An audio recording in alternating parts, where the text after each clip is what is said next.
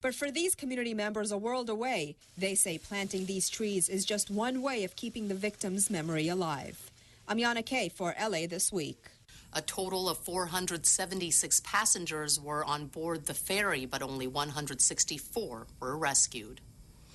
Fireworks erupt between two council members over the right to host the annual 4th of July fireworks show at the LA Memorial Coliseum. As Gil Reyes explains, the battle ends with one council member withdrawing from the competition and announcing plans to host a separate event. Oh, that's pretty. Though 4th of July fireworks at LA's Memorial Coliseum are pretty, the battle over hosting them has turned downright ugly. But that fight appears to be over, with South LA area Councilman Bernard Parks dropping this bomb on the Coliseum Commission. It's led me to come here today and ask you to withdraw my proposal. We have found a site that's alternative, that is embracing the program, and we don't choose to waste any more time. Parks, who founded the Coliseum Fireworks Show 12 years ago, now plans to create another fireworks extravaganza in the area. Exact location still undetermined, though it's expected to also be in South LA. Parks withdraws his Coliseum bid after accusing his rival for the show's rights, fellow Councilman Curran Price, of obtaining Parks' secret blueprints for that event. Plans that Parks says were supposed to be kept confidential during the bidding. Sorry that Councilman Parks felt necessary to withdraw. However, I'm confident that the event will go on bigger and better than ever. Though Councilman Parks created the show, the venue now sits in Councilman Price's district following recent redistricting of city zones. So Price says he should oversee the event. However, Parks also accuses Price of teaming up with USC to push him out of hosting duties. Parks calls it retaliation for opposing the deal that gave the university control of the venue. Perhaps the big winner in all this, South LA residents, who it appears will have at least two big fireworks shows to choose from come Independence Day. Gil Reyes for LA This Week.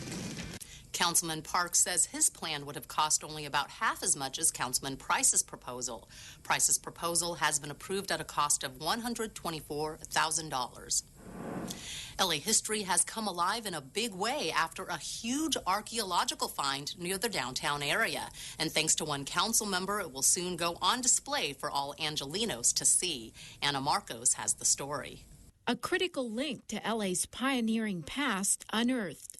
The newly discovered Zanja Madre, or Mother Pipe, is ready to go on display after it was recently dug up during construction at the Chinatown Blossom Plaza development. For many, it is the LA discovery of the century. We are just fascinated at the fact that we can work in these historic communities, which are so important, the beginnings of the city. Really, this is the beginnings of the water system in Los Angeles, and in many ways, of course, the story of water is the story of Los Angeles, and this is where it all began. The Zanja Madre started as an open-earth ditch when it was built in 1781 to quench the thirst of the newborn pueblo of Los Angeles. The aqueduct diverted much-needed water from the LA River to people and their fields, bringing water to the houses in wooden pipes. The aqueduct was later encased in brick and concrete and served residents until the early 1900s. The Los Angeles River gave birth to one of the greatest cities in California, if not the country or the world. And this is our Los Angeles. This is our history fighting to be heard. And it's our duty to make sure that we preserve it. A 40-foot section of aqueduct pipe will now be among the artifacts to be displayed at 3 different sites, including the Los Angeles Historic State Park. That's thanks to the work of Councilmember Gil Cedillo's office. The pipe has survived 130 years, and now it will be preserved forever as part of LA's history. I'm Anna Marcos for LA This Week. Remnants of the Zanja Madre are also visible behind the Gold Line station in Chinatown.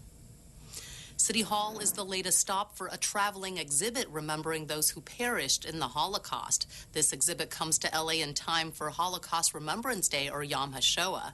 Tara Gibson reports. Do not forget the survivors amongst us. Do not forget their victimizers. Do not forget those who stood by in the face of evil and did nothing. In remembrance of the Holocaust, Rabbi Abraham Cooper delivers profound words to the audience at the Courage to Remember opening ceremony and reception. Do not allow Holocaust history to be denied or rewritten. The Courage to Remember exhibit has toured the world since 1998 in 6 continents and has made it here in Los Angeles once again, this time at the City Hall Bridge Gallery. This graphic picture, one of many on display, shows just what Jews endured during that time.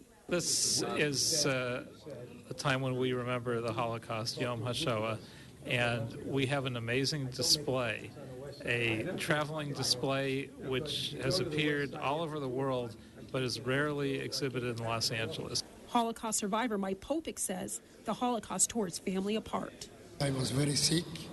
For 40 days, I spent in the American Army Hospital. And after then, when I came home, I found out that I have no parents, no brothers, no close relatives, and I'm an orphan at the age of 14. Councilman Paul Koretz says the Courage to Remember is a vivid memory of the Jewish persecution, and it's an eye-opener for everyone to see. And I'm very proud to have helped bring it here as we remember Holocaust Remembrance Day, Yom HaShoah. Popik says he's privileged to be recognized at such an impactful event. Thank you very much for inviting me. It's a great honor. I'm Tara Gibson, reporting for LA This Week. The Courage to Remember exhibit will be on display at the City Hall Bridge Gallery through May 9th. It's the latest in high-tech screening equipment to detect a nuclear threat, and the ports of LA and Long Beach are the most recent recipients. Anna Marco shows us how the choke point operation will make our ports a little safer. It's full steam ahead for the maritime choke point operation at the Port of Los Angeles. A who's who list of the top law enforcement operations in the country are getting together to check for everything from dirty bombs to the slightest uptick in radiation levels. Incoming boats and ships under 300 tons will be randomly screened with these non-intrusive systems. This program allows our region the ability to stop or prevent an attack before it happens, with current detection capabilities and multi-agency collaboration.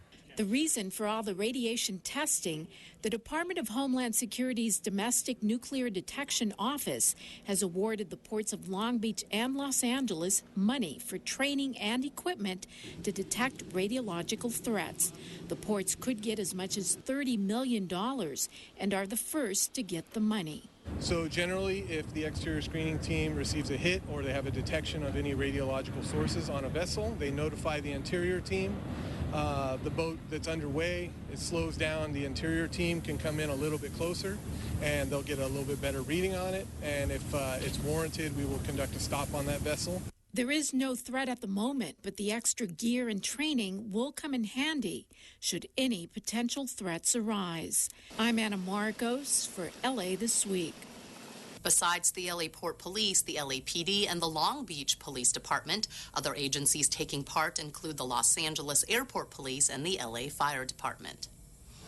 Driving around town, you've no doubt seen them on the curb, a dirty old mattress or sofa waiting for pickup by garbage trucks. But as Yana Kay tells us, a new pilot program will help rid you of those unwanted bulky items without the street side eyesore. It's not that heavy, just kind of bulky. Homeowner Gideon Krakow is more than happy to let these Department of Sanitation workers come inside his home and get rid of his unwanted stuff, like this old workbench. Okay. So some of the stuff is right over here. Okay. It's all part of a new pilot program where city workers can come inside your home to help you remove unwanted bulky items instead of you leaving them on the curb. I think it's a great program. I think that one of the issues in our community, Council District 1, is some of the blight, people putting stuff on the street, mattresses, roofing materials, other things from their homes. So it's good now that they have an option for sanitation to come in the house, get that stuff off the streets. And that's exactly the idea behind the service, to prevent unsightly and old items like this toilet from littering neighborhoods and sidewalks. Councilmember Gilbert Cedillo says cleaning up the streets in his district is a priority. We will come and pick it up, like UPS, like FedEx, even like pizza delivery. We will come and pick it up. Now, there are several guidelines you have to follow for an in-home pickup. For example, if you want an appliance removed, make sure to unplug it from the wall first to get it ready for crews. Sanitation workers say the program will also save you effort, especially those who can't lift heavy items. Basically, to help the elderly and keep the city of L.A. clean. Helping keep L.A. clean, one pickup at a time. I'm Yana Kay for L.A. This Week. Residents living in Council District 1 can call LA's Bureau of Sanitation at 1-800-773-2489 to schedule an in-home bulky item pickup Monday through Friday. The program could expand to other parts of the city in the near future.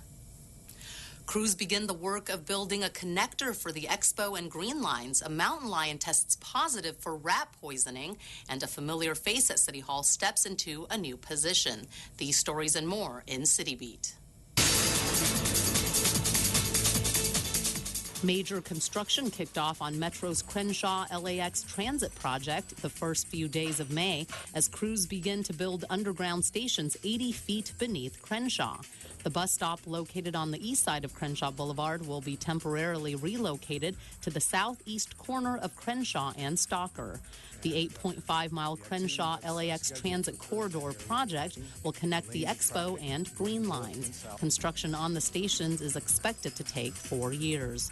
Councilman Felipe Fuentes is helping the Department of Public Works get the word out about a significant increase in copper wire thefts from street lighting systems in certain valley communities.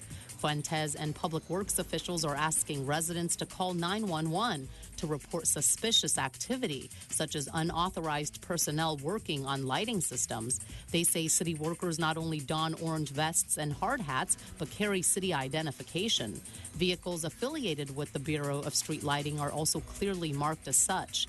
And outside companies hired by Public Works should also have their company names clearly marked on their vehicles. A UCLA wildlife biologist told a Los Angeles City Council panel that traces of rat poisons were found in blood drawn from the mountain lion named P22, possibly responsible for weakening the puma's immune system. The hypothesis is that chronic exposure to rodenticides alters the immune function of cats, our wild cats like bobcats and mountain lions, and that increases their susceptibility to severe cases of mange. He's just a representative of a larger issue that we're dealing with now, so I'm really glad it was brought to our attention. Scientists captured P22 to treat him for the skin disease before releasing him back into the wild. Councilman Mitch O'Farrell has directed the city's Department of Recreation and Parks to report back to the committee on the use of rodenticides in city parks. The Los Angeles City Council has voted unanimously to appoint longtime city employee Sharon So to become the city's new chief legislative analyst. The appointment makes So the first woman and first person of color to hold the position of the city's top policy advisor. So currently serves in the office of the chief legislative analyst as an executive officer. She has seen some of the worst and best city budgets in the last couple of years. She's been involved in every city budget process since 1987. So will replace current chief legislative analyst Jerry Miller when he retires in late August. Miller received a standing ovation from council members during So's confirmation vote. It's now gotten a lot easier to gain access to one of Hollywood's biggest stars. We're talking, of course, about the Hollywood sign. Rasha Goel tells us about a new service that's treating visitors of the Hollywood sign like VIPs. It's a popular hotspot to visit for both Angelenos and tourists. But getting to the Hollywood sign can be challenging, especially when it comes to traffic. But thanks to a new pilot program, you can bypass LA traffic for your close-up with the iconic sign. This is going to be a 3-month promotional launch for providing a shuttle service up to a viewing area on Mount Hollywood Drive, looping to the Griffith Observatory, and then coming back down to the parking lot right here where we stand. I'm very excited that we're taking this step because there's nothing like sharing our city. There's nothing like the tourist dollar that's so important to all of us. and to the people of Los Angeles, the economy. The shuttle ride costs $7. Visitors can park at the Greek Theater and hop on or hop off at the Griffith Observatory or near the Hollywood sign. The entire experience lasts 30 to 35 minutes. Officials say it allows for easier access and is hassle-free for visitors. Parking at Griffith Observatory is extraordinarily limited, and the fact that someone can avoid the hassles of weekend parking and ride a space vehicle. Beechwood Canyon residents say they're hoping the shuttle service will help divert tourist traffic away from their neighborhood, which has been a popular throughway to the sign. It's become kind of a safety issue because the streets are so narrow that they become quite overwhelmed by the number of people. And so I think, this will help just take some of that pressure off. The shuttle service will be offered only on Saturdays and Sundays and will run from May through July. Children 2 and under ride free. In Hollywood, I'm Raja Goel for LA This Week. Reservations for the shuttle must be made online at laparks.org. And in this week's list of things to do, the 30th Annual Asian Pacific Film Festival, a free family day at a local museum celebrating all things baseball, and a DIY event on Mother's Day. The 30th Annual Los Angeles Asian Pacific Film Festival is taking place from May 1st through May 11th at various theater venues, including the Directors Guild of America at 7920 Sunset Boulevard, as well as the Japanese American National Museum in Little Tokyo at 100 North Central Avenue. Over 140 films will be screened during the festival. In the documentary, The Road to Fame, the director follows 5 kids in China's Central Academy of Drama as they go through the 8-month training process.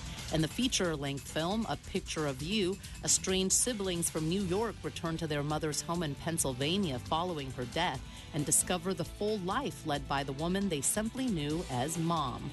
For the full list of other films, times, and locations, go to AsianFilmFestLA.org. Also taking place at the Japanese American National Museum on Saturday, May 10th, is the Target Free Family Saturday with the theme, Take Me Out to the Ball Game. The family festival from 11 a.m. to 4 p.m. is part of the museum's celebration of the new Dodgers Brotherhood of the Game exhibition. There is a free gallery tour as well as a screening of the 1950 film, The Jackie Robinson Story, as well as baseball carnival games like the milk can toss for kids to enjoy. And there will also be a poetry reading in honor of Mother's Day. The museum is located at 100 North Central Avenue in Little Tokyo. For the full day's itinerary, go to janm.org. And speaking of Mother's Day, the Craft and Folk Art Museum at 5814 Wilshire Boulevard is hosting a Mother's Day event on Sunday, May 11th from 1:30 to 3:30 p.m. While the museum is closed for exhibition installation until May 17th, it is open for Mother's Day so you can spend the afternoon with your mom crafting paper flowers into a beautiful, long-lasting bouquet for her. While there is an admission fee, the day is free for moms. Go to cafam.org for details. And that's a look at some upcoming things to do. Some of the world's most exotic endangered animals have found a new home at the LA Zoo. Gil Reyes is on safari at the new Rainforest of the Americas exhibit. Making a big splash with zoo visitors are over 24 rare and endangered species from the jungles of Mexico, Central and South America. Among the new arrivals are these giant river otters. There are fewer than 5,000 of these creatures left in the world. Oh, it's amazing. It's so cool in here. The LA Zoo's newly opened Rainforests of the Americas exhibit also houses this 8,000-gallon viewing tank, home to these fearsome fish from the Amazon. I got to look back there. Kind of reminded me of my days in City Hall looking at those piranha. But there's some really great stars, and you ought to see them back there. Yeah. That's right, real-life piranha swimming just beyond this glass. You have the red-bellied piranha and the pariah piranha. Now, at first glance, it would appear that the fish are swimming alongside the otter, which would be absolutely devastating. Good thing is there's glass separating the two animals. Take a stroll through the rest of the 2.2-acre rainforest, and you'll find the harpy eagle, considered to be the largest and most powerful raptor in the Americas. The howler monkey, known for its short snout but keen sense of smell. And also the Central American tapir. Nocturnal by nature, this one took time out from its nap to say hello to us. This is also the culmination of 15 years of work, $179 million that were provided by the citizens of Los Angeles through bond measures, through public money. The team is public works, and the team is engineering, and the team is contract administration. And then there's the great coaches of GLAZA who raised the money. Give GLAZA a big hand. Greater Los Angeles Zoo Association. The LA Zoo is open to visitors 7 days a week. In Griffith Park, Gil Reyes for LA This Week. And coming soon to the zoo's rainforest, an all-new jaguar exhibit. It's expected to open around the holiday season. And that's going to do it for this edition. Thanks for joining us. I'm Ellen Chang. A reminder that you could catch us online at lacityview.org. You can also follow and like us on Facebook. We'll see you back here next week for more of LA This Week.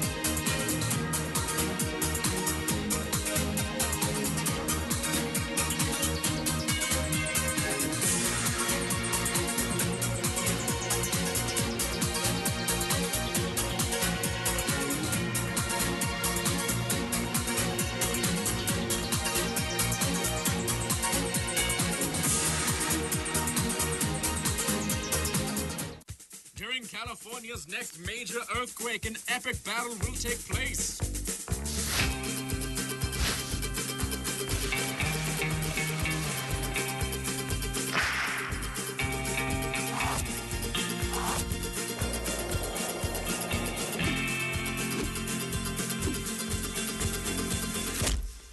Don't fight a brick.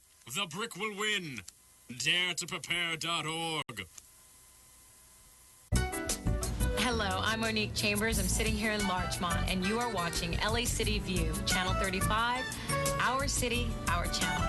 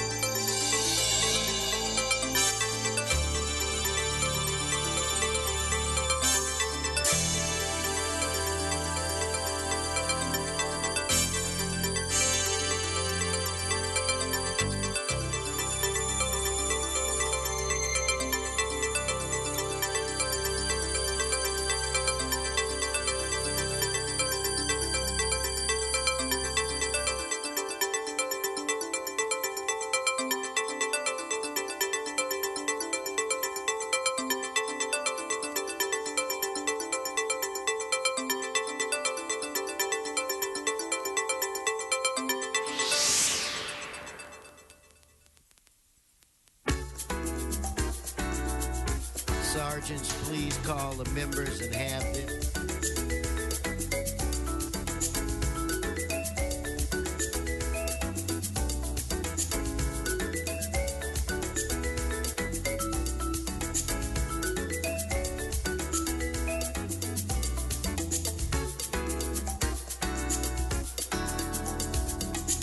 do want to thank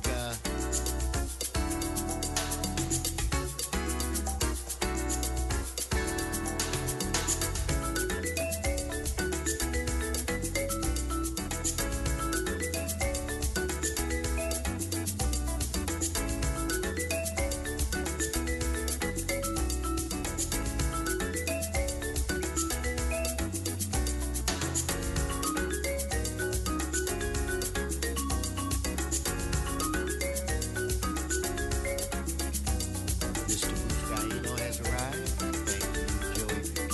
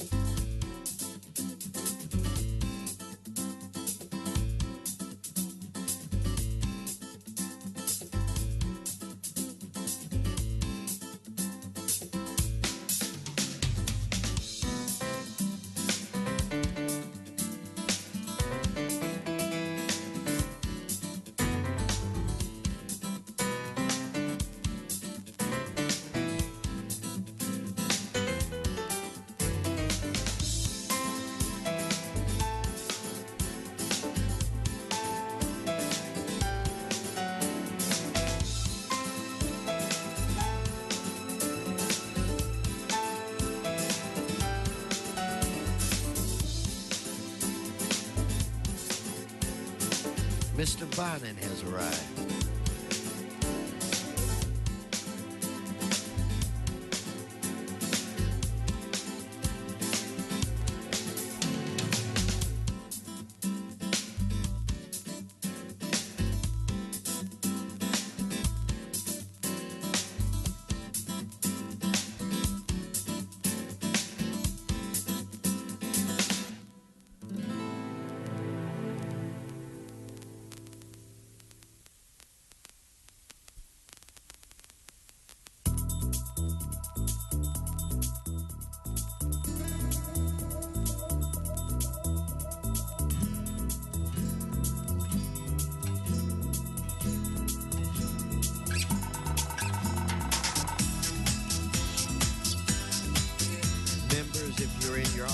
Prices, please report.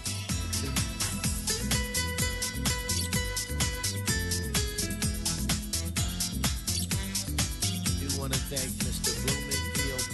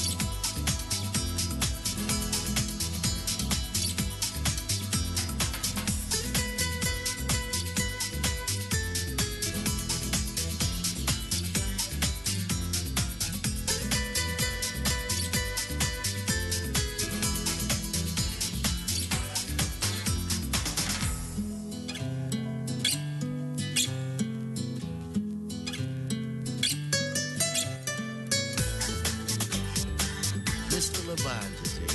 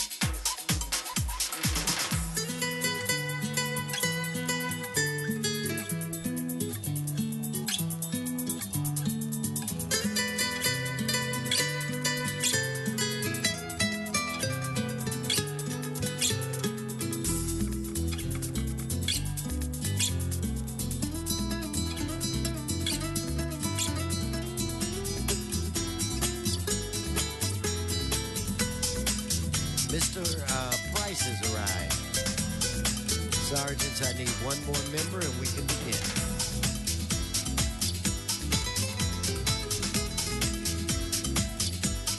Mr. Cedillo has arrived.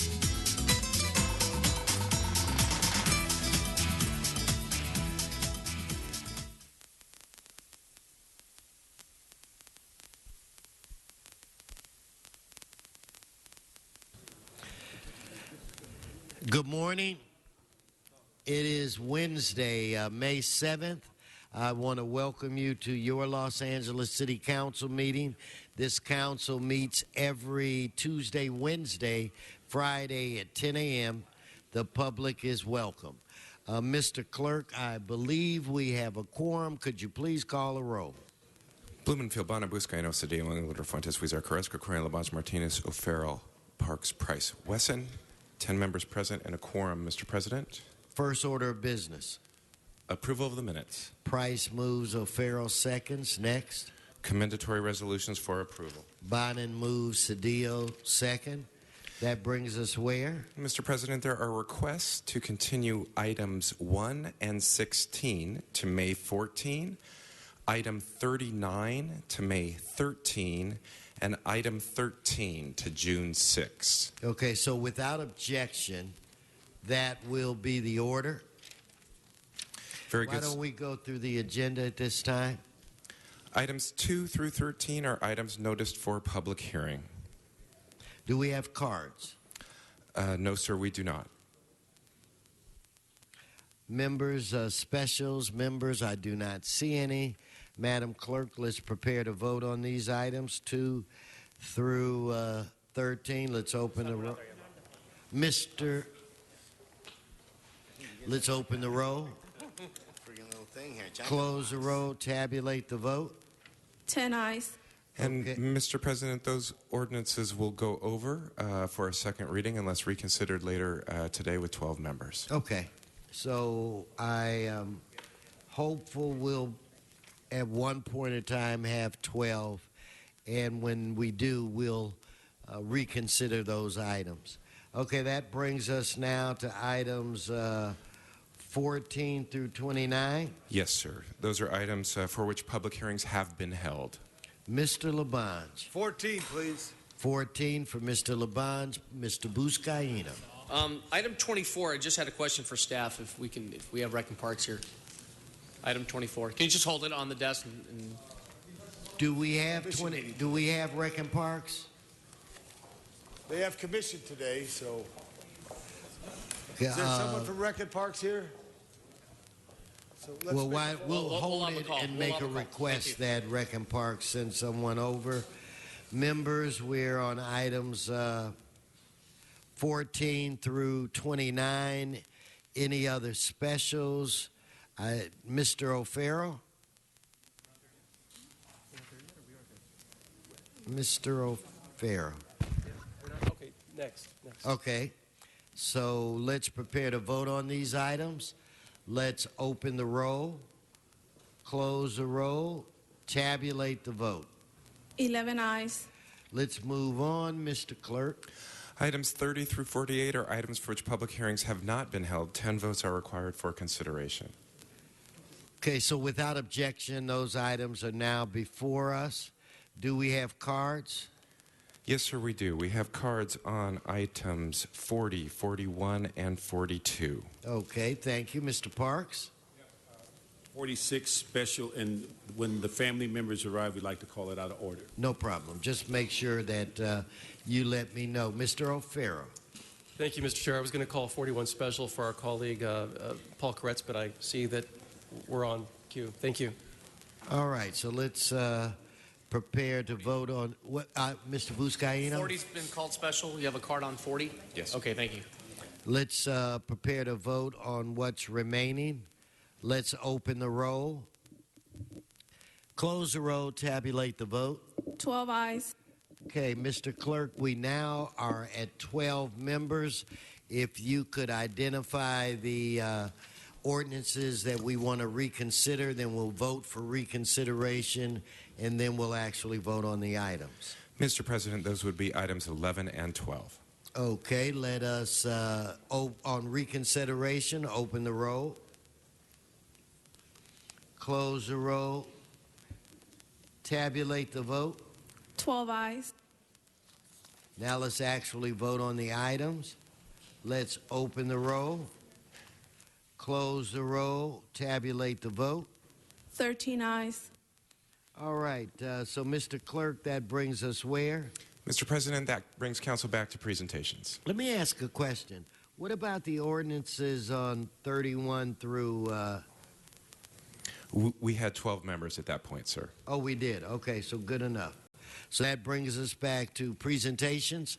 Yes, sir. Mr. O'Farrell, if you're prepared, the floor belongs to Mitch O'Farrell from the great 13th District.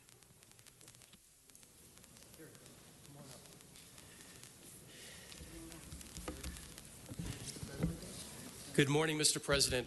Colleagues, Council Chambers, we have some very special guests today. We have members of the Aztecs Fire Crew and the Junior Aztecs Fire Crew, and I think they deserve a big round of applause.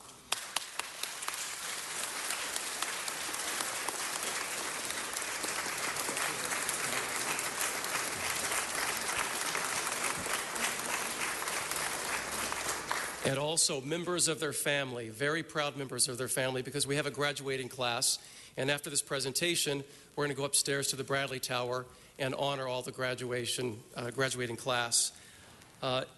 As a longtime friend of Enrique Hurtado, the founder of Aztecs Rising, going back to my days of activism in my community of Glassell Park, and through now to being a council member in the 13th District, it's a great honor to stand here and acknowledge not just the Aztec Fire Crew for their work, but we're also acknowledging a very important friend of ours, and that is Chief Gregory D. Moon, along with the 2014 graduating class of Aztecs Rising Fire Crew.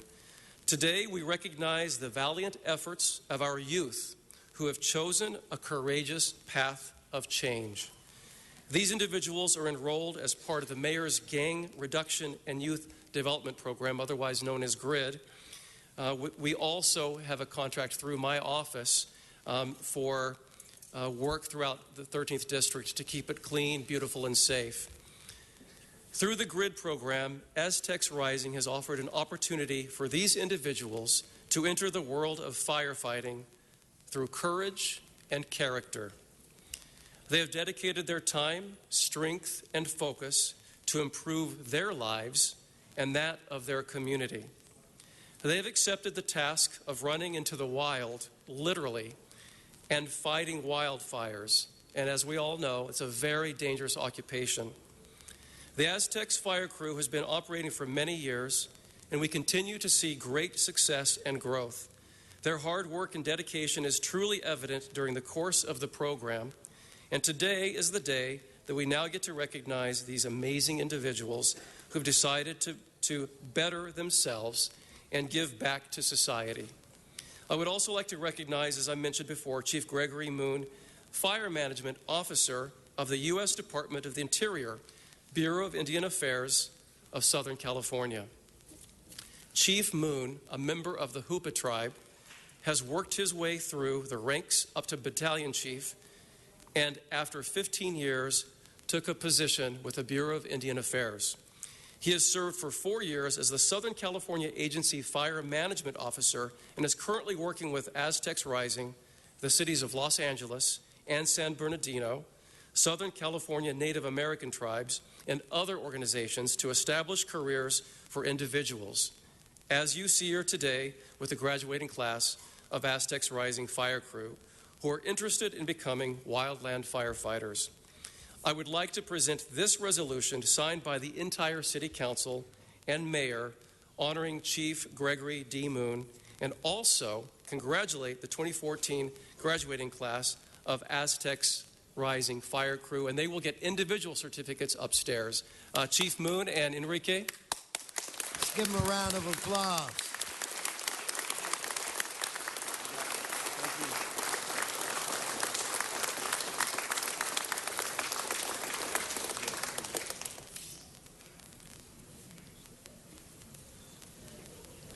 And now, colleagues, I would like to invite first Enrique Hurtado for a few brief words, followed by Chief Moon. Enrique? Thank you, Councilman Mitch. First of all, I want to thank my staff for getting all these people together and helping me with this program. It wouldn't be possible without the staff that I have. Second of all, I want to thank Council President Wilson and the rest of the councilmen that are here and that have supported us through the rest of this journey, I believe. This year, I'm very excited because who gets to work with the Department of Interior and the Bureau of Indian Affairs? We feel very blessed to do that, and for Chief Greg Moon and his management to allow us to work and open more opportunities. With the Forest Service, we have a cap of people that we could hire, but with the Bureau of Indian Affairs, it's open. It's open. So that creates a lot of job opportunities for the people that want to change their lives. And like Councilman Mitch O'Farrell said, we are part of GRID, and this is the program that actually has results. And if you see the people that we have, some of them were involved, but now they're professionals, and hopefully they have a goal and a career that is going to better their lives and their families. Thank you. Now, thank you, man. Thank you.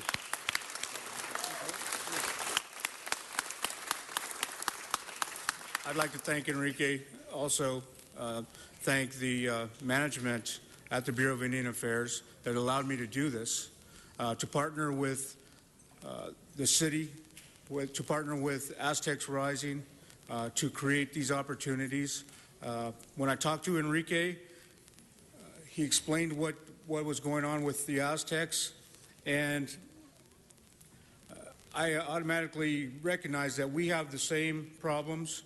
We have the same problems in our community, and that by joining together and partnering, we can create opportunities for not only our Native American people on the reservations, but partnering with the folks in the city and creating jobs and creating communities that are looking up to our young people, looking up to the folks that are making these decisions to do what's right. And that's our mission together, and I want to thank the city. Thank you.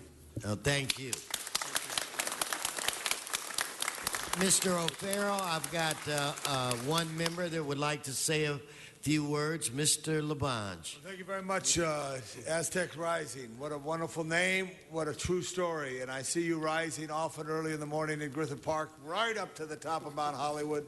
I thank you for what you do. It was 7 years ago today at 1:30 in the afternoon. Fire broke out in Griffith Park, and it was a 2-day fire. And in that event, not just the Los Angeles City and County Fire, not just county agencies from other cities around, but you also contributed to that effort to end that 1,200-acre fire. I'm proud of each and every one of you that you're able to do what you do, and I wish you success in all your future endeavors. And Ernie, I thank you for all that you do personally as a leader when I see you up on the trail. Chief, you got great people with you. Congratulations. Congratulations, Mitchell Farrell.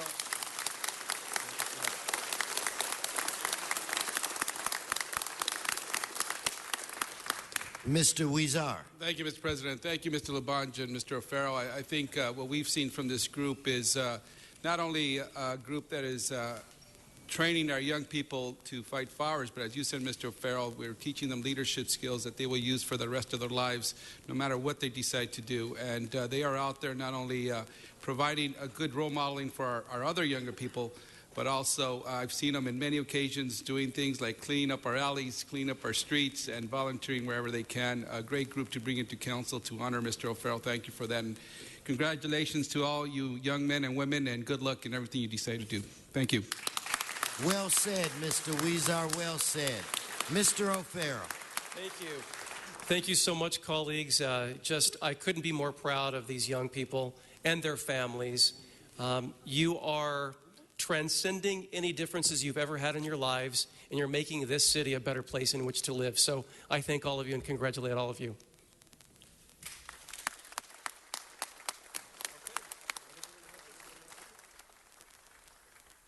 And again, congratulations and thank you all for coming down.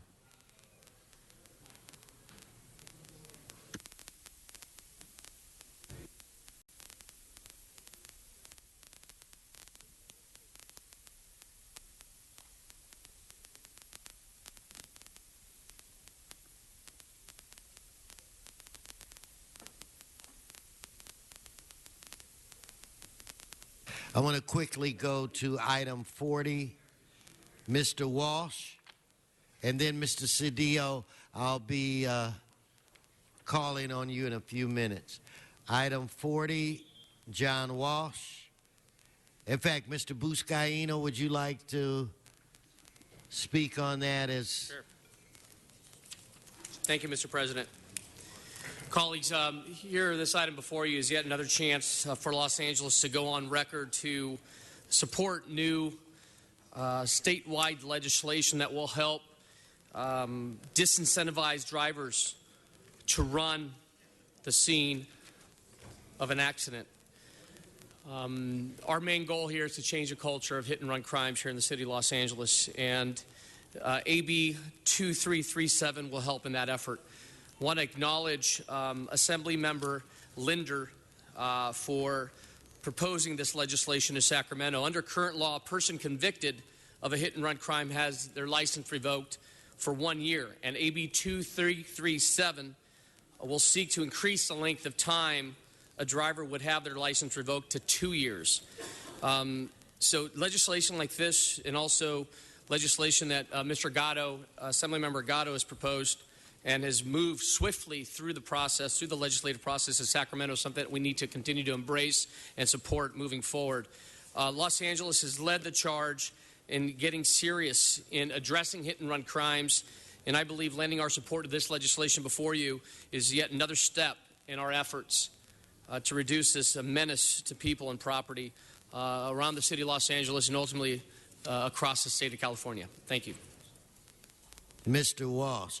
John Walsh, blogging at HollywoodHighlands.org or J. Walsh Confidential, tweeting right now at Hollywood Dems. This is the height of hypocrisy. First of all, the time that a driver's license should be revoked should be tripled or quadrupled.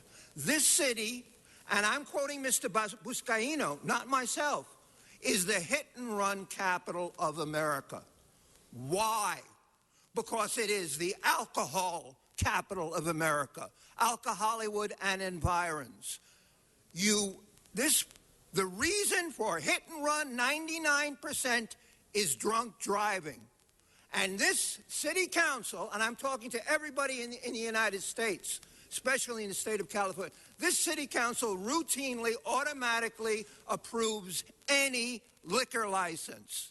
Any. And why? When they approve it? For convenience and necessity. We have the largest concentration per square mile of liquor availability sites, both retail and bars, of anywhere in America. And now you claim you're going to do something.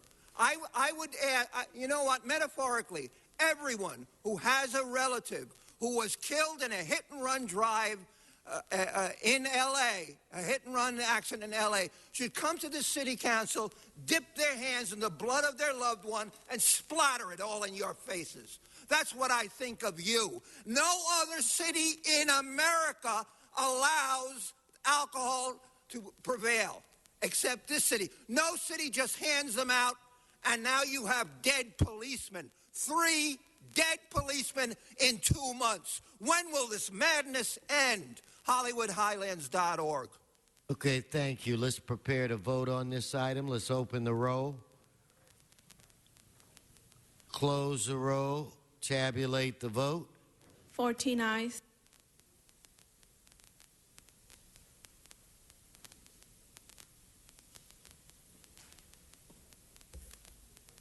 Mr. Parks? Introduction. We have a class here today. Go right ahead. Okay. I'd like to ask Felicia Allen and her classmates from LA City College to stand. They are part of Mrs. Early's political science class, and we welcome you to Los Angeles City Council. Thank you.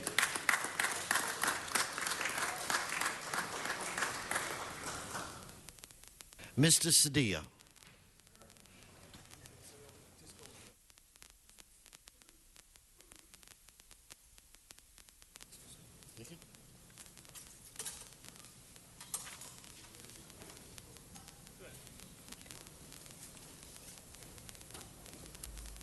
I want you to guess who's the librarian. The clue is the person with a backpack full of books. Colleagues, today I want to introduce Sarah Moore. She's our librarian over in Highland Park, and we are celebrating 100 years of existence. The library began in 1914. It was an outgrowth of the Garvanza branch, and of course we know that the libraries were inspired by the generosity of Andrew Carnegie, and he wanted to create branches throughout the city. There was an arrangement with the city where he offered up his resources. We matched him 10%, and we created these branches that are now part of the Los Angeles City Library system. I was there recently. I did some reading to second graders, fourth graders. I did some reading. Yes, Tom, I did some reading. I read a book to some fourth graders and their family, and it's just a wonderful place. It is a very, very wonderful place. I used to say before, with respect to libraries, those are what I would call crime-free zones. And, you know, libraries played such an important part of our nation, founded by Benjamin Franklin. You know, we've never closed a library, even during the Great Depression. We were always able to keep our libraries open, and I think that is a hallmark of our commitment to civility and to education at the broadest and public levels. And I say that with respect to our public library system. It's an incredible system. All of us have our stories. I recall being dropped off at Robert Louis Stevenson over by my junior high school, and my parents would leave me there. It was kind of my daycare, childcare, and all I did was get dropped off, and there was a librarian there who waited for me with a big stack of books, and then I'd go sit in the corner, nice cool corner of this old building, and begin to explore the world from Robert Louis Stevenson Library. And so I'm very happy to have Sarah Moore here with us and to celebrate the 100-year history of our library in the Arroyo Seco. Thank you. Well, Mr. Cedillo, we're very happy to have Sarah have you with us today, but the big question is, what book did you read? You know, they were mostly about sports, and there were great little stories about teams winning and the underdogs, and I found a lot of inspiration in that.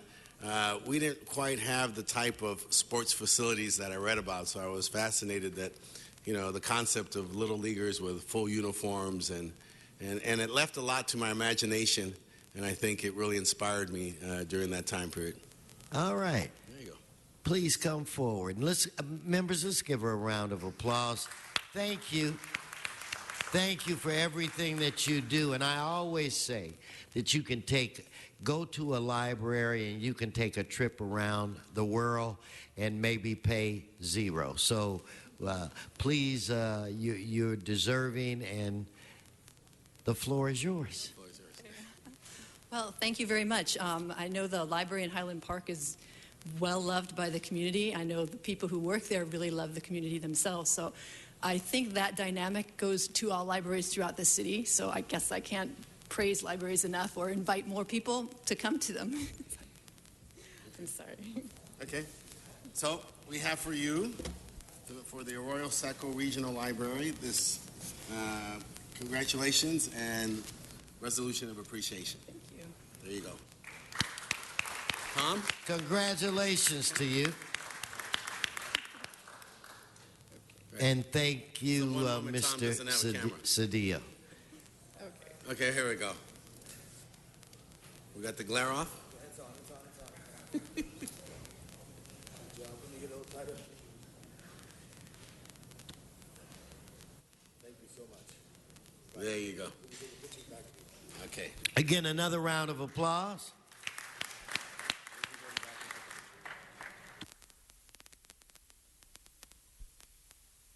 We're going to go to item 42. I have one card on that item. Mr. Walsh, item 42.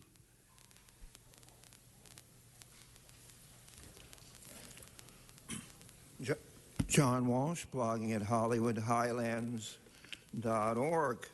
This, again, is an excellent idea, installing honorary street signs for police officers killed in the line of duty. My only problem is there's so many police officers being killed in the line of duty, you're going to have to raise the budget. And remember, this is the only city in the world. Hey, the Crips, the Bloods, 18th Street, they're not killing our cops. The gangs are not killing the cops. Guns are not killing the cops.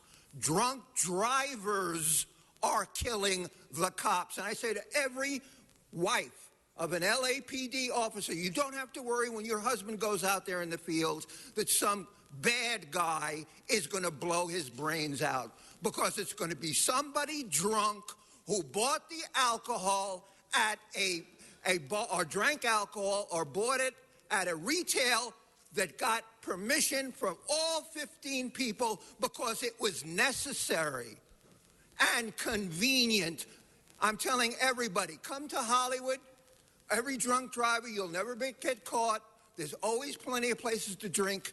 You know, even Las Vegas has tougher laws on alcohol than LA. Yeah, put up the signs and smear it with the blood of those who were killed because of you. Beck's not going to say anything because he wants to get reappointed for another 5 years. He'll let his officers die. He doesn't care, and I don't hear anything about the unions. Every cop, worry about alcohol and drunk driving. HollywoodHighlands.org. Take back your 10 seconds. Mr. Englander? Did you want to say a word? I did. I'll say a word. Every year in May, in commemoration of Police Memorial Month, the Los Angeles Police Department host a police memorial event to honor the memories of the fallen officers, men and women who have made the ultimate sacrifice for the citizens here in Los Angeles. From the first member of LAPD killed in the line of duty, policeman Clyde May, on February 28, 1907, to our 207th officer, Roberto Sanchez, who was killed in a hit-and-run crash last Saturday. The entire city grieves when these tragedies occur as we struggle to show our collective gratitude to the fallen officers that have served us. Tomorrow at the LAPD Deaton Auditorium at 10 a.m., our city family will join together to unveil specially designed street signs that we will be posted at or near the intersections and locations where these 207 officers were killed in the line of duty. Each honorary sign will have a designated number, and a virtual memorial website will soon be available for the public to visit, to learn more, and to hear about the circumstances of these officers. Special recognition must be given to Commander Richard Webb. He and his team, who spent hundreds of hours over 10 months volunteering to comb through historical records, old police records, news reports, filling out the missing details, pinpointing the exact locations, and even retracing the steps of these officers from over 100 years ago. Colleagues, I ask for your aye vote and support. Although no sign or memorial will ever express the deep gratitude we share for our fallen officers, but by keeping their legacies alive, we will always remember these brave men and women who protected and served our great city and the citizens here in Los Angeles. Thank you. Thank you. Mr. Parks. Thank you. I would just like, Mr. Englander, I really think that's a good idea. I'd just like to see if we can expand so we don't create an unintended consequence. We've been inundated whenever there is a death by traffic collision or homicide with people creating temporary memorials.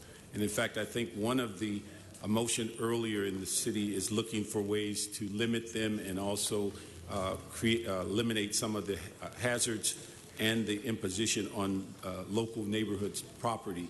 The thing that we've also been asked over the years is why don't we create a similar memorial for homicide victims, and even some people have asked about victims of officer-involved shootings.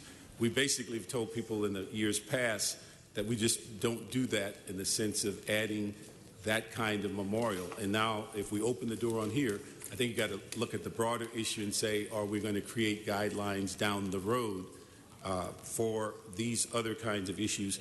And my final request, if we can ask LADOT, because many of these cases are quite old, the transition in the community has been significant, and many of the people that live there now will have no knowledge, but that we ask to have community involvement before we place the sign. Otherwise, we'll end up with a graffiti and vandalism and a lot of other things. So those are things that we'd like to see, that we look at it broader and that it's consistent with the pending motion on temporary memorials, that we also look if there's a ability that we at one time will honor those who may be homicide victims, and then finally whether there's going to be an opening for community input before the sign is placed. Thank you. Mr. Labange. I just wanted to kind of add to that discussion and have a little working group. In 1969, I believe Officer Robert Conte, a Hollywood officer, responded to at 8:30 in the morning to a Woolworths, which is still there. Now it's a Rite Aid. It was an 8:30 stick-up. He was shot. When he was shot, he just died because he was transported from Hollywood and Vermont, past Kaiser, past Cedars, past Hollywood Presbyterian, past Children's, all the way to 6th and Valencia, where the central receiving was. That shooting changed the law that said if an officer is ever shot, whatever emergency room's open, they go to. We used to run city hospitals. Every time I'm at that corner, I think of him. But at the same time, I think what Mr. Park said is right as far as signs, because we do see faded signs. We want to make sure it's special. I know in my district there's a tree in Griffith Park, and it's a 1915 plaque. I'm knocking on it because no one's vandalized it. But it sits there from 1915. It's the 1 Mile tree off of Los Feliz Boulevard. I would just ask in the group that you have put together, and this is a great idea, Mitch, a great idea, that you look to possibly, whether it's a sign, that there be a stone where it's appropriate to market, because stones represent more than life than a sign. So I saw this motion the other day, Mr. Englander, and I would just like to broaden it just a little from signs. Officer, I want to say his name, and I have who was hit on Riverside Drive by the Hyperion Bridge. He was wearing his dark uniform, and now every officer in an accident has to wear a vest because of that. There's an appropriate area by the bridge that may be something, but a sign everywhere, a sign. But if we make a monument with a stone, and I would be happy to work with you on that. And I do believe Mr. Parks is right as far as neighborhood and community. So it's a great idea. Let's broaden it a little bit, whether it's a sign or a stone, but recognition in community is so important. Mr. Buscaino. You know, I want to thank my colleagues for their input on this, but I'd like to know how many years we've been trying to get this done. And what you heard from our colleague, Mr. Englander, these signs are already made, colleagues. They're ready to go. And yes, we need to respect the fact those that have lost their lives due to homicides in the city of Los Angeles. And there are a number of nonprofits and organizations such as the Justice for Murdered Children in my district that do a great job in recognizing those kids who've been murdered in the harbor area and beyond. But colleagues, we cannot delay on this. We owe it to the LAPD officers who paid this ultimate sacrifice and got killed in the line of duty. I'm not for another working group to get this thing done. Let's put these signs up. Let's show the families, thank the families, and it was our commitment to these families when officers are put to rest that we will never forget their loved ones that pinned the badge on and lost their lives in the line of duty and paid the ultimate sacrifice. Let's get these signs up. Okay, Mr. Englander, before, I'm going to save you for last if it's okay. I want to go to Mr. Parks at this point. Let me just comment. From my perspective, I'm not asking us to delay anything. I think it's important you involve the community before you post a sign in front of their business in their home. That's my concern. The other issue is I think we also need to be aware of, every station has photographs of every officer that was killed in line of duty at their station. The memorial in front of what used to be in Parker Center, I don't quite know where it is now, has an annual program where they honor them. So it's not like they've not been honored. I'm just concerned that if you still go and post a sign in front of somebody's residence who has no clue what that represents, or in front of someone's business, some business people might not find it as invigorating as you do as it relates to this issue. So that's all I'm saying.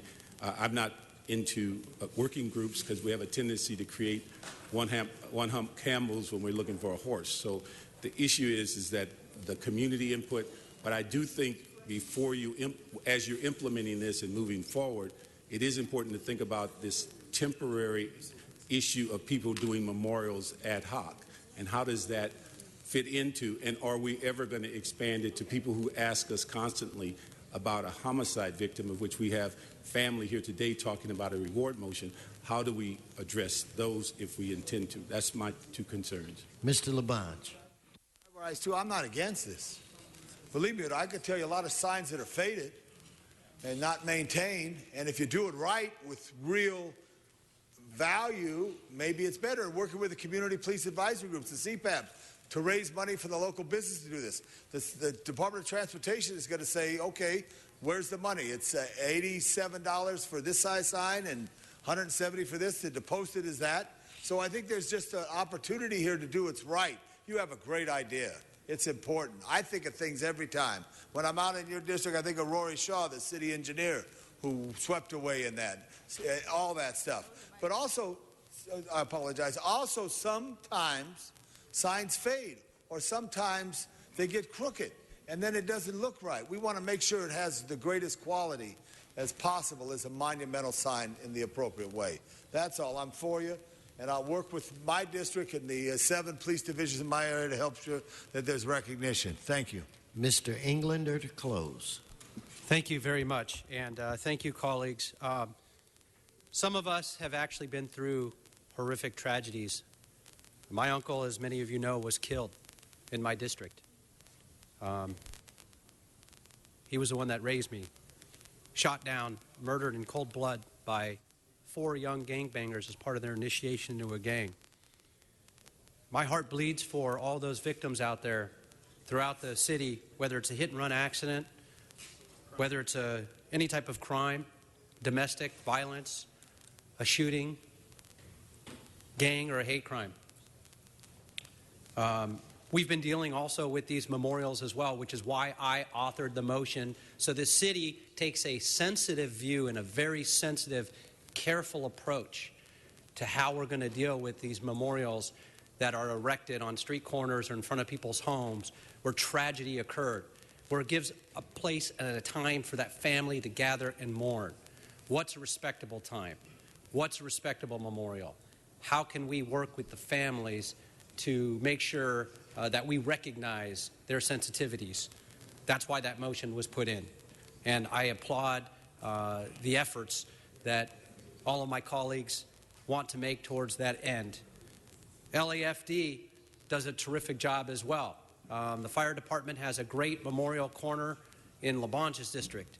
And in fact, we were just there 2 weeks ago honoring an honorary fire chief, Dr. Grossman, for all his work that he's done, and had a huge community gathering and paying our respects. We have a corner in our area in Granada Hills, in fact, on Zelza and Chatsworth, where the entire community got together to raise tens of thousands of dollars and dedicate this corner, a city corner, and put up memorial bricks to recognize those lost in our community. In fact, Scott Wilk was riding his motorcycle 1 year ago this last weekend on the corner of Devonshire and Winnetka. Tragically, was killed. He came back as a veteran, a young veteran from serving in the Army. In fact, he was a Marine. Came back and was attending CSUN and was riding his motorcycle and was killed tragically at that intersection. And we sponsored and put a brick and bought a brick for the family and put it at the memorial location right down the street. And we gathered with the family so we have a place. When we had 25 people die in the Chatsworth train accident, one of the largest tragedies in the city of LA and in the nation, on our own, we worked with the community and erected a sign. We put a nice brass sign together, and we put it into a rock overlooking the location so the families have a place to grieve. How we deal with tragedy in the city is very difficult, but it's important that we recognize those that came before us. Our police officers, every single day, suit up and sign up and show up. They put on a bulletproof vest. It's the only job that requires such a thing. They put on a gun. They kiss their family goodbye, and they say, I hope I make it home tonight. And tragically, 207 of them didn't. These signs, which will and have been made possible with generous contributions, are done with the best quality. Those communities that don't know about those officers, they went out of their way to create a virtual memorial online where you can type in that number and learn about that local hero that served our community. Colleagues, I ask for your aye vote. Thank you. With that said, Madam Clerk, open the roll. Close the roll. Tabulate the vote. 14 ayes. Okay. Mr. Parks, forthwith on that item. And we do have a card on this item, Mr. Parks, but the family is here. So why don't you introduce the family and we'll do the card last. Thank you very much. I'd like to ask Detective Armando Mendoza to come up. The Willis family, Emma Willis, Jerome's mom, Janae and Gino Jones relatives, and also the speaker will be a family member, Norrell McKinney. We're going to ask the detectives to give an overview of the case, and then the family would like to make a personal plea regarding assisting in getting this crime solved. Detective? Good morning, ladies and gentlemen. My name is Armando Mendoza. I'm the investigating officer representing Jerome Allen Willis, along with the family members of Jerome Allen Willis. On June 5th, 2013, at approximately 11:10 at night, Jerome Allen Willis and his girlfriend were walking in the area of 39th Place and St. Andrews when two unknown assailants produced firearms and shot at them multiple times. Mr. Willis was struck by the gunfire, transported to a hospital where he died. Mr. Willis was 35 years old at the time of his death. We're representing the family, and here representing the family is his mother, Miss Emma Willis, his nieces, Janae Jones and Miss McKinney, and Janae's husband, Gino Jones. So if we have a representative. Ms. McKinney would like to say, direct a couple words. Please come forward. Thank you.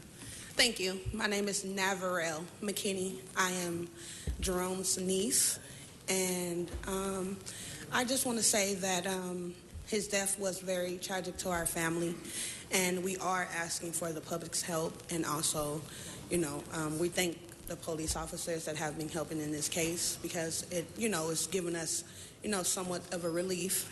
But we have now found his killer, and we would like, the public's help to please. It's not, it's not snitching. It's not, anything like that. It's, getting the public's help and for us to find his killer, doing what's right. And we're here representing him. We loved him to the fullest. We also miss him. It's coming up on a year that he was tragically killed. And, we wish he was here with us, but he's not. So we ask you guys to please, do the best that you can. And we will also, keep the ear to whatever that we hear and, forward our information. And thank you very much. Thank you. Did I cut you off? Yes. Yeah. Okay. Thank you. Let me just repeat this case. I'm sorry, someone else? Mom, do you want to speak? Yes. Yes, okay. My name is Emma Willis. I'm Jerome's mother. I just want to tell you that he wasn't a gangbanger. He was a good kid. And I miss him. And I want to thank you for whatever you do, and we miss him. Okay. Thank you very much. For the public, this event occurred on Wednesday, June the 5th at 11:10 p.m. Mr. Jerome Allen Willis, northbound on St. Andrews Place at 39th Place, was confronted by two suspects and shot, is deceased upon his arrival at the hospital. The city is offering a $50,000 reward and asks that any information be directed to Detective Armando Mendoza at the phone number 213-485-4341, and we ask for a vote I vote on this reward. Thank you. Now, if I can ask you to please take your seat, and our hearts and prayers go out to all of you. And I have one card, Mr. Walsh. Let's then vote on this item. Let us open the roll, close the roll, tabulate the vote. 14 ayes. Forthwith on this item. We'll now go to item 14. Mr. Labange, item 14. A great citizen I've been familiar with. Mr. O'Farrell, you're familiar with this great citizen, and I just didn't want this great citizen to be appointed to this very important board without having an opportunity to say hello to all of us. In the Metropolitan Water District, I know Mr. Koretz serves on that board. Glenn, you could come on up here. See, let me help you.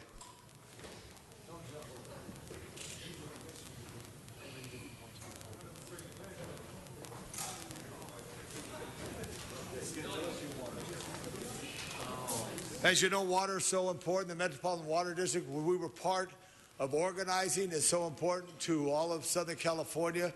And Mr. Dake, you've been involved in a long time, and former deputy, I believe, to our mayor. Is that correct? And yeah, that's true. So tell us a little about Glenn Dake and your views on water and how important it is and what you can do to help the city.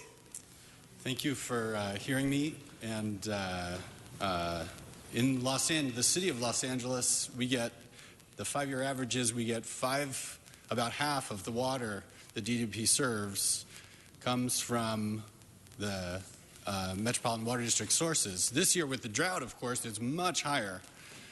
So our city's strength in that regional body is of very great importance to the health of the residents. I've served on the Recycled Water Advisory Group for at least 2 years now, where we're studying indirect reuse of recycled water in the San Fernando groundwater aquifer. I've served on my local Silver Lake Neighborhood Council for some years, and I'm happy to be of service to the City of LA. And every time before the end of the delay, you put your cans back on Collection Day on Thursday, which is very good. Yes, and I do, sir. You keep your neighborhood clean. You're a good representative. I wish you well. We got a big job at MWD. We got a big job with water. And we look forward to your service to the city of Los Angeles for the people of Los Angeles. Mr. Koretz. Thank you, Mr. President.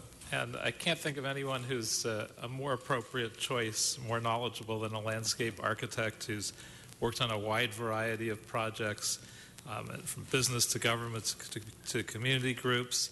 He's worked on planning and policy work on LA's watersheds and on groundwater and surface water resources, and a lot of work on LA City policy issues in general. And I'm very excited to have the opportunity to have him join me and the rest of the LA delegation at the most difficult time possible, as a drought has been declared. And as our governor has said, we don't know whether this is going to be a couple of years or 20 or 30 years. And so this is quite possibly the most important time to serve on this body. And we need the expertise, so I'm anxious to have you join us and ask for an aye vote. Mr. O'Farrell. I will rise briefly and just echo the chorus as someone who worked with Glenn on the staff of our predecessor many, many years ago on park improvements across the district, Los Angeles River, you name it. If it has the term water in it, Glenn understands it at a deep level. So I think the MWD is very fortunate to have you, and I think you're going to add a lot to that body. Mr. Bonnet. I'll be quick. Glenn is awesome, a great choice of incredible character, remarkable skill. We will be well served by having you on this board. So glad to support you. Thank you. Okay, let's prepare to vote on this item. Let's open the roll, close the roll, tabulate the vote. 13 ayes. Thank you. Okay, now we'd like to move to Mr. Fuentes. Are you ready to move forward with 41? I do have a few cards. Let me know how you want to deal with it. Let's take the cards. Okay, thank you, sir. Item 41, we've got Linda Escalante, John Walsh, and Mr. Herman. Please come forward.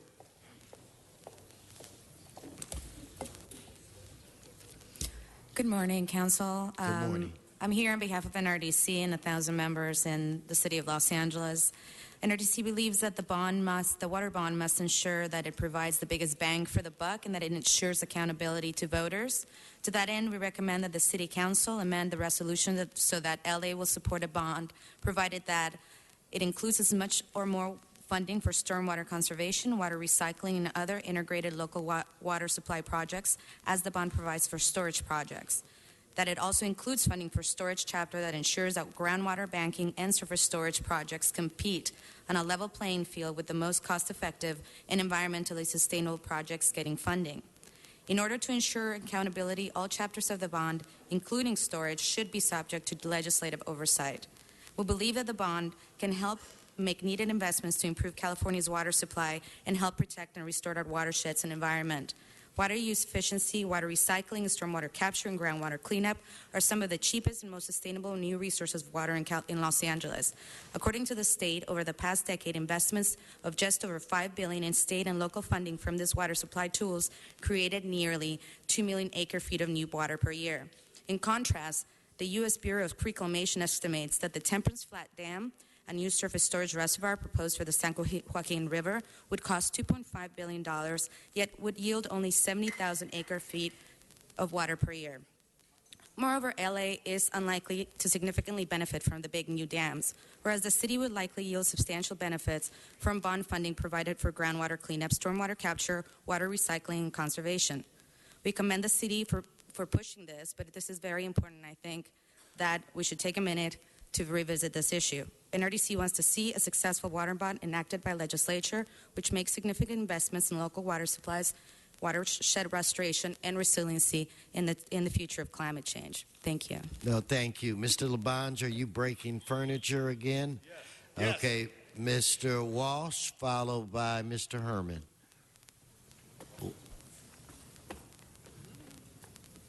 In regards to water, Los Angeles, and the state of California, wouldn't you think you would have made a reservoir that would have saved water as opposed to flush it out to the nowhere lands? And yet, with density becoming a problem in Los Angeles, wouldn't you think that we're overpopulating areas and using too much water? Well, let me tell you about the Native Americans. We use succulents called desert life plants. They're a species to this state. And so how we put Mr. Flake or Mr. Garcetti's friend for water and power, I cannot imagine how you can put this gentleman with little experience. Stay on the subject. And has certification. nothing to do with him. I'm going back on topic now. No, leave the topic again and you'll lose your time, so stay on the topic. On 41, correct? Stay on the topic. After you interrupted me, thank you. I didn't interrupt you. Continued consideration by Mr. Fuentes, Mr. O'Farrell, and Mr. Krikorian. SB 848, Work AB 2843, Conway, Bigelow, AB 2686. These type of bills should have been handled years ago. Our infrastructure is impeded by your actions of not doing anything to correct the problem of water shortage in California. So if you're a tourist coming to California, bring your water because we're running out. All we have is seawater. One day this city will have the good intentions like Mr. Bonin to build a machine out in the ocean that create clean water so that we, the taxpayers, don't have to pay for Mr. Flake Jake's DWP commission appointment. Thank you. Okay, Mr. Walsh? John Walsh, blogging at HollywoodHighlands.org. Concerning the water bond, which you've been holding back, Brown has been holding back for several years. He thinks he has a chance of passing it now because he's going to raise the specter of drought. Those of us who are opposing the water bond are a strange alliance. It's the right wing, no tax, no how, and everybody who lives in Northern California, Democrats, communists, Marxists, and you know why everybody in Northern California is against this? Because they know what this is about. This is about giving agribusiness a multi-billion-dollar free ride, and it's about stealing Northern California water for Southern California where the developers will build. 100% against the bond. HollywoodHighlands.org. Thank you. No applause. No applause. Disrupts the meeting. Mr. Fuentes. Thank you, Mr. President. Colleagues, as you know, Los Angeles has very complex water needs. We currently import 88% of our water, and at $984 an acre foot, that's not a inexpensive proposition. We know that if we were able to develop and sustain our local water supply, we'd only pay about a third of that price in order to make sure that Angelenos had everything that they need in terms of water. So as a result, we have to start thinking, I think, very constructively about how it is that we're going to maintain our localized solutions. We also know that we've got to comply with federal water quality standards, the maximum daily load. Many of you probably saw in the news recently that the Ninth Circuit didn't grant writ to the appeal that the County of Los Angeles did, thereby making it so that we have to start figuring out how it is that we're going to mitigate the maximum daily load of contaminants that flow. It's a long way to say that addressing these challenges is not going to be cheap. It's going to be very costly. And it's few and far in between, unfortunately, where we're able to rally support from the state or the federal government to make sure that we are meeting Los Angeles's needs. This measure before you is to support the bond, and I want to thank Mr. Koretz because he began the conversation via resolution not too long ago. But as many of my colleagues from Sacramento, as I affectionately call you all, the Tier 2 council members, we know exactly what the process is like in Sacramento. It's to say that it is very muddy and it's very movable, and what is happening now is there's a real rash of conversation and efforts to amend various bills before the legislature to figure out what it is that ultimately will be chaptered and hopefully placed on the ballot. And so what this measure does is it emphasizes our need to make sure that there are very specific asks in the water bond. And specifically, we are making sure that there is a dedicated chapter of at least $1 billion for groundwater remediation. You heard our candidate now, our director of MWD, and some of my colleagues mention the San Fernando Basin. Few people remember that the basin actually has the ability to store 30% of Los Angeles's water, but for the contamination. We are also asking for additional funding for recycled water infrastructure, treatment, and distribution systems so that we can build out our recycled and reclaimed water opportunities. And we're asking that any bond that is placed has funding for stormwater, watershed management, and replenishment projects, including the Los Angeles River watershed and related tributaries. It's important that Los Angeles weigh in. Colleagues, during the break, I took it upon myself to go to the League of California Cities Lobby Day and meet with the Secretary of Natural Resources, the staff and members of the State Assembly and State Senate, as well as the non-governmental organizations that are helping craft the legislation. Every last one of them said, we need Los Angeles to be heard a little bit louder. We need to make sure that Los Angeles is weighing in on how it is they're going to maximize their localized water supply, and this measure does that, colleagues. So I urge an aye vote. Thank you, Mr. Koretz. Thank you, Mr. President, and I thank Mr. Fuentes for bringing this forward so we can focus on our local water resources. I think it's absolutely critical, as I think we all do, and there has to be some funding for that in this measure. I just wanted to add a friendly amendment, if Councilmembers Fuentes and O'Farrell are amenable, a small but important clause to the resolution, and that would be at the end of letter C, after the wording related tributaries, a comma, as well as the wording, as well as opportunity for smaller neighborhood-based green infrastructure. If there's no problem with that, I'd like to add that as a friendly amendment. Fine, Mr. Koretz. In my conversations with all of the aforementioned groups, you'll remember our time in Sacramento that these things become ornaments on a larger holiday bush or Christmas tree. And so when I asked, and I think you're spot on, we're going to have to figure out how to develop our green infrastructure here locally. But when I asked, because I had the same idea as you did, most of the folks that I talked to said that's subsumed in sort of the preceding language, which says that we are looking for funding for stormwater capture, watershed management, and replenishment projects.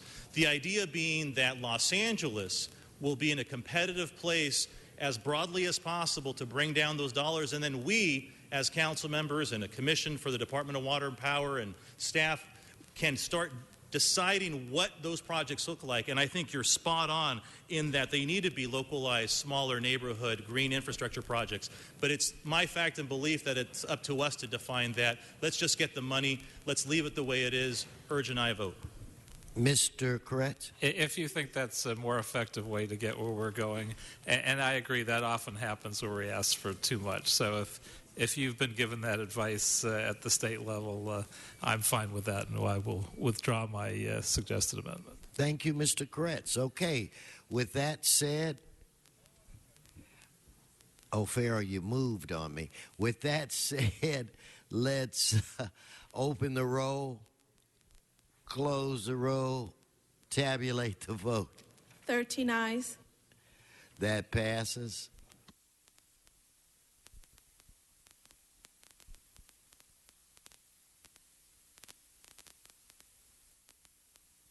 Mr. Buscaino, we're going to move to item 24.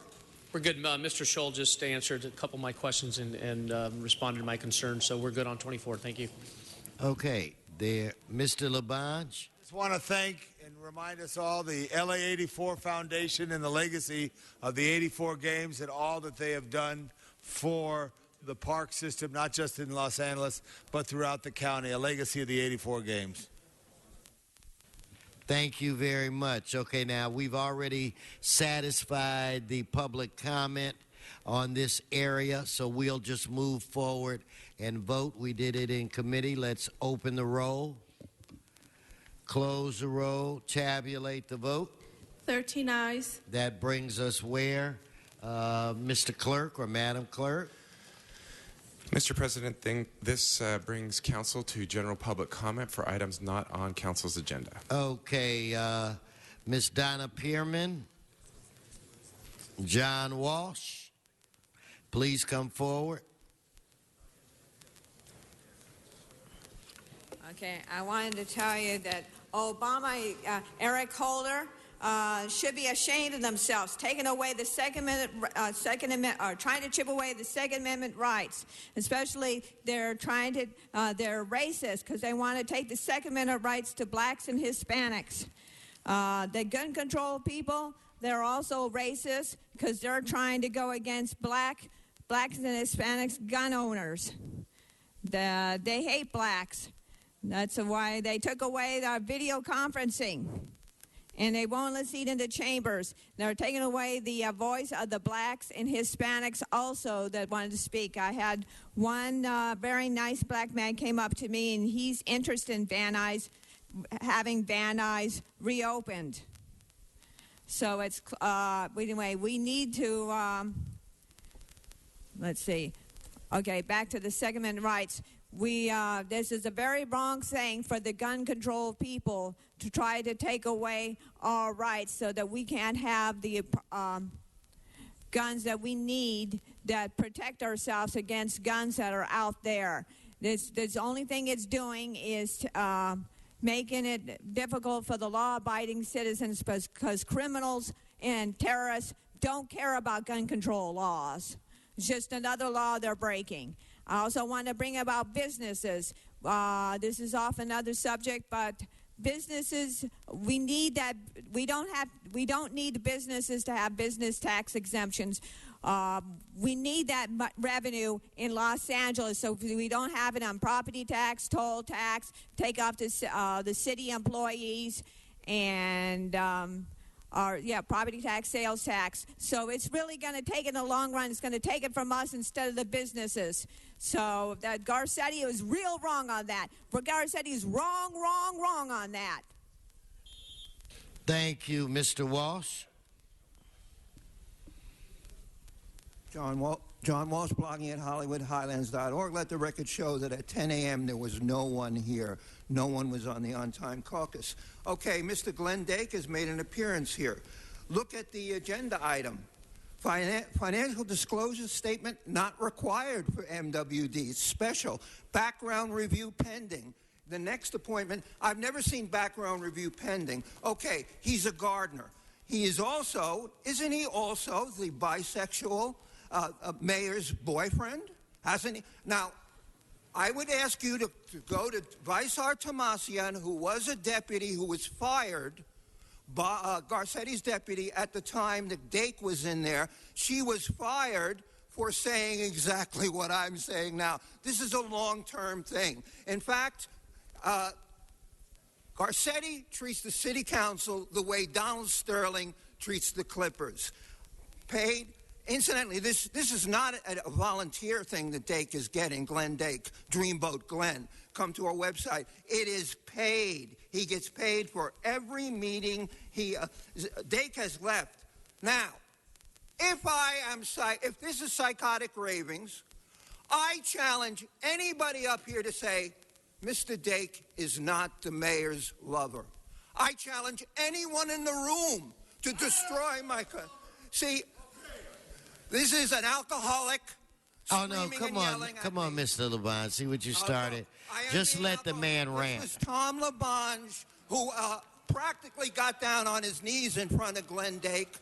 I'm telling you, I see no one except this alcoholic over here who's drunk say Glenn Dake is the mayor's boyfriend, he's getting a job, and he disappeared.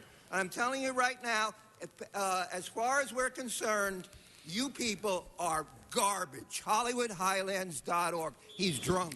No, anyway, you just, your time is up. Mr. Marine, and no talking from the gallery. It's disturbing the meeting. Don't worry about him, Tom. Yes, Henry. Yes, the 2020 Commission appears to come up with the same conclusion as me. Members of this council and elected officials spending too much time behind closed doors having intercourse about how to make taxpayers and workers and tourists pay for their mistakes. Now we know, I got to thank Steve Cooley for proving that using the money of public employees with no permission, as agreed by the city council and the union representatives, is illegal. And using money just because the CEO told you could do it is still illegal. And people that's elected is supposed to have enough common sense to figure out what's legal and what ain't legal. You know, you can't go around taking my money and don't have no intention of paying for it. So just remember this, these two acronyms here, GI Wi-Fi and Go Wee Wee. Get in where I fit in and get out what I put in. Thank you. No applause, no applause. It disrupts the meeting. Mr. Barajas, followed by Mr. Herman. As soon as I could get some copies of this, I'll turn it in. But I have End the Drought, Develop Fusion Power. Who is marching you into World War III? It's the British Empire, stupid. Okay, now. The recent events in Odessa in Ukraine was caused by neo-Nazis put in by the Obama administration, who is controlled by the British Empire, the Queen Elizabeth. Anybody want a recent talk of empire? Go to Malcolm Fraser, former Prime Minister of Australia. These are recent comments. So it exists. It's here. How do we take care of the British Empire? FDR knew it. Now we must know it. And it exists. And let me tell you that yesterday's Armed Service Subcommittee of the generals know this. General Chiefs of Staff, Martin Dempsey, knows it, and the rest of the General Chiefs of Staff. They know it is the British Empire causing sequestration of the military armed forces, which is causing us to be vulnerable to the British Empire stooges like Obama, Victory Nuland, Samantha Powers, Valerie Jarrett, Dick Cheney, and others.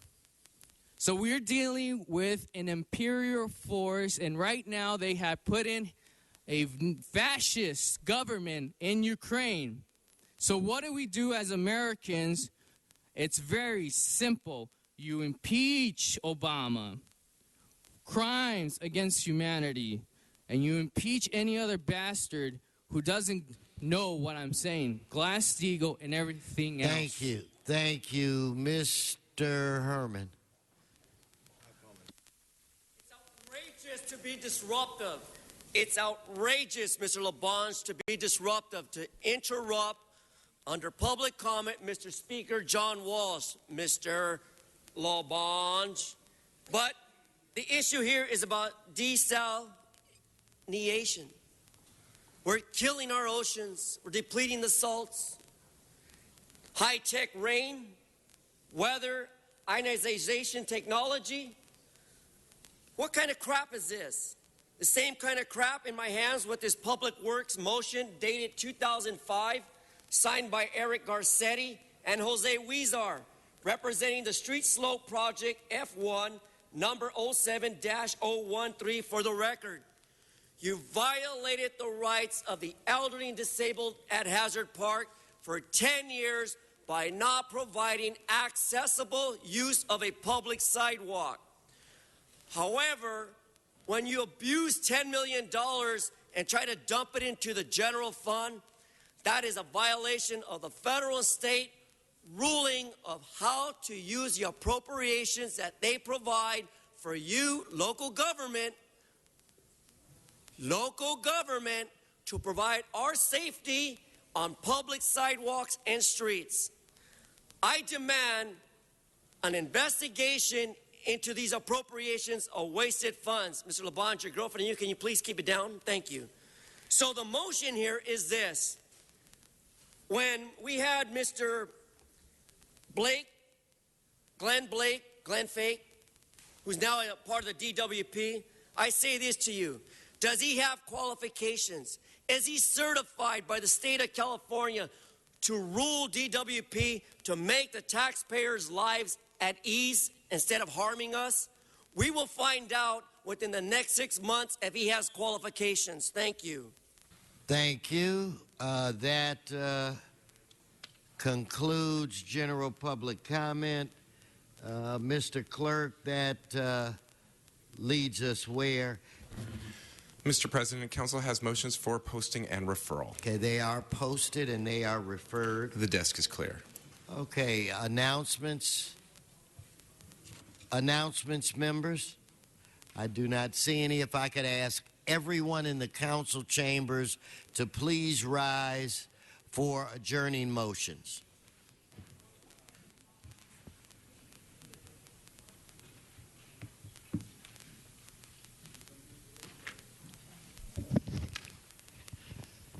I will look to Mr. Koretz's side. Mr. Koretz, Mr. Labange.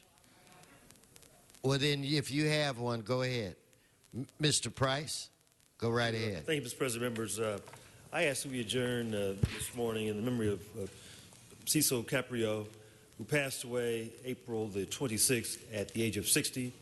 She was a committed activist, best known for her work to protect the communities surrounding LAX and fighting to reduce the airport's impact on air quality, noise, and traffic in Los Angeles.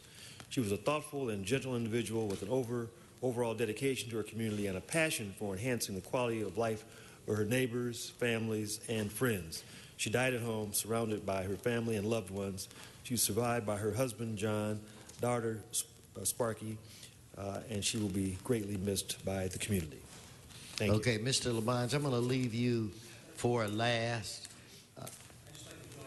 Okay, why don't we have two signatures on the adjourning motion that Mr. Price referenced. Now I'm going to go to Mr. Huizar's, Mr. Fuentes' side. Do we have adjourning motions?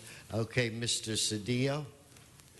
Yes, members, regrettably, again, I'm here to ask that we adjourn in the memory of a family member. My Uncle Ray passed away. So sorry. Just recently, we buried him this Saturday. Born November 1st, 1922 in Barstow, California. As many of you know, my family comes from Barstow. We all worked the Santa Fe Railroad. Ray had 8 children, 1 girl, 7 boys. Hard to keep track of them. 14 grandchildren, 12 great-grandchildren. And like that generation, was part of that generation that survived through the Depression, lived through difficult times, served our country in World War II, stationed in the Pacific, was a machinist and worked at the Santa Fe Railroad, as I stated, for 35 years, and then later created his own landscaping business and continued to work until he was 87 years old. Moved the family from Barstow down here to Lakewood in the Long Beach area, and was one of those, I guess we'd say one of those old school men. You know, those guys, they were handsome and scary at the same time. Never said a word if you were younger than them, but was one of those men who, you know, they spoke as if the words cost money, you know. They didn't say anything. But I remember him, they had a nice little house out there where they lived in Barstow. And the story that all the family talked about was how everybody was scared of him. He didn't say anything, much like my dad. But that when the ice cream truck came, all the neighbors came, and you know, everybody runs around the ice cream truck. And he was the one that if you didn't have your nickel or dime for the ice cream, all you had to do was get in line close to him, and he made sure that everybody went home with a popsicle. And he was that way throughout his whole life. Never said anything, but if you ever needed anything, you knew that he would always be available for some support. And so he was just a good man, just a good husband, a good father, served our nation, and we'll miss his quiet leadership. So. Mr. Buscaino. Sorry to hear that, Gil. Mary Kay Matulich, colleagues, I ask we adjourn in her memory. Passed away on April 28th at the age of 105 years old. God bless her. Born in Croatia in 1908, Mary came to the United States at age 5, living in Colorado and Washington before settling in San Pedro, where she worked in the canneries. She was known for her beautiful roses and stunning vegetable garden, as well as her cooking and baking. She is preceded in death by her husband, Anton, and survived by her brother, Ben Skefich, daughter, Eleanor Rodriguez, son, Anthony Matulich, and numerous grandchildren and great-grandchildren. Visitation was held on Thursday, May 1st, and a private funeral was held last week. 105 years old.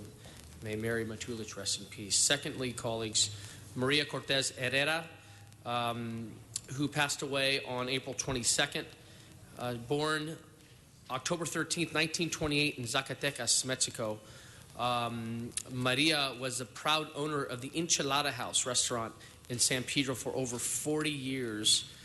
She was preceded in death by her husband, Adolfo, survived by her loving sons, Guillermo and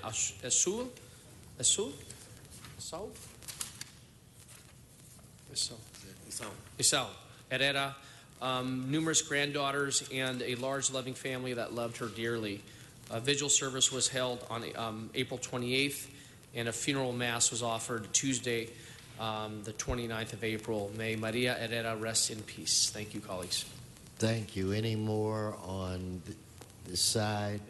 Mr. Labange, I think it would be appropriate to call on you at this time. Thank you very much, Mr. President. Members, every day is a blessing, and life is a blessing, and where we come from is a blessing, and the people we meet is a blessing. In our lives, we meet various people, and then we find out more about our families that we come from. I am blessed to have a very special person on my staff who lost their dad, Jack Ramsey. Jack Ramsey was a tremendous educator, tremendous coach, tremendous father.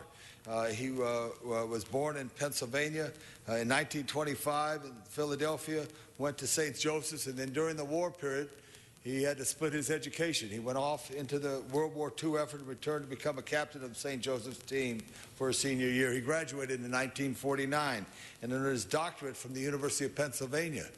Dr. Jack Ramsey, the great basketball coach who went on to coach at St. Joseph's, who took him to the Final Four, the only time they ever went to the Final Four.